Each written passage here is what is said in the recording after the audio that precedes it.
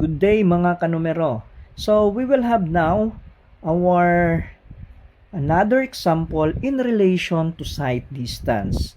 So before anything else, I would like to read first our problem. Calculate the minimum sight distance required to avoid a head-on collision of two cars approaching from opposite direction at 90 and 60 km per hour. Assume a reaction time of 2.5 seconds, coefficient of friction of 0.7, and the brake efficiency of 50% in either case. Now, let's go first to our solution.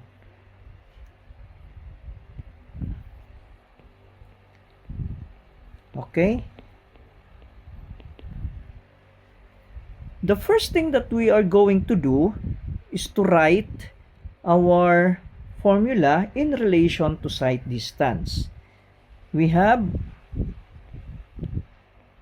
SD is equals to the speed times the time plus the speed to the power of 2 over 2 times the gravitational constant times our friction, in which we are going to write it down first our given. So our given here are the speed of first car, which is equivalent to 90 kph, and another speed of the second car equivalent to 60 kph.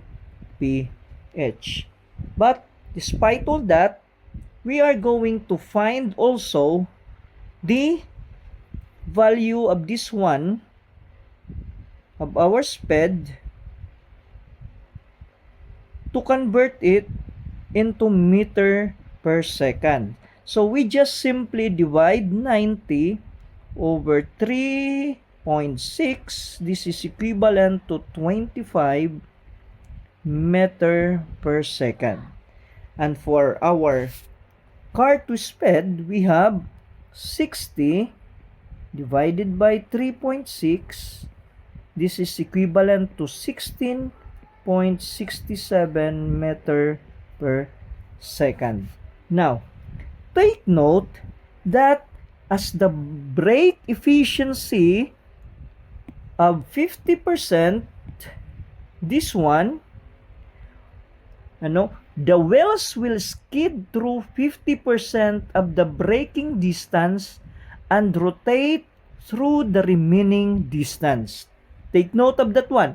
So therefore, the value of our coefficient of friction F, this one, which may be taken as 50% of the coefficient of friction. So for example, this one, for example, we have 0.5 or the 50% times 0.7 is equals to 0.35. So this could be now our new coefficient of fraction, the 0.35. So let us go back now to our given equation, in which the stopping sight distance of our first car, SD1, is equivalent to 25, which is our speed, this one, times the time, which is 2.5, plus our speed of 25 to the power of 2 over 2 times the gravitational constant of 9.81 meter per second times 0.35, which is our new coefficient of fraction. So this is equivalent to, what is the value? 153.6 meter.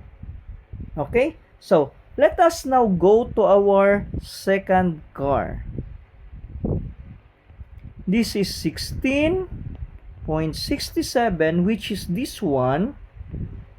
The converted value from 60 km per hour times 2.5 for our time plus 16.67 to the power of 2 over 2 times the gravitational constant of 9.81 over 0.35. The value is 82.2 meters. Now, we are looking on the minimum sight distance required in order for them to avoid the head-on collision.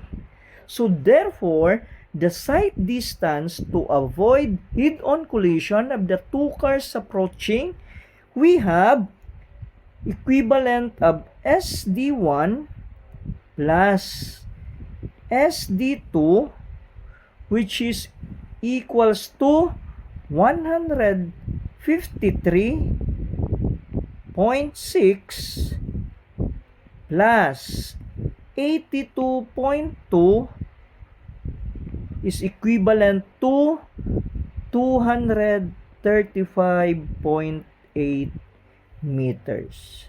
So therefore, this could be now our final answer.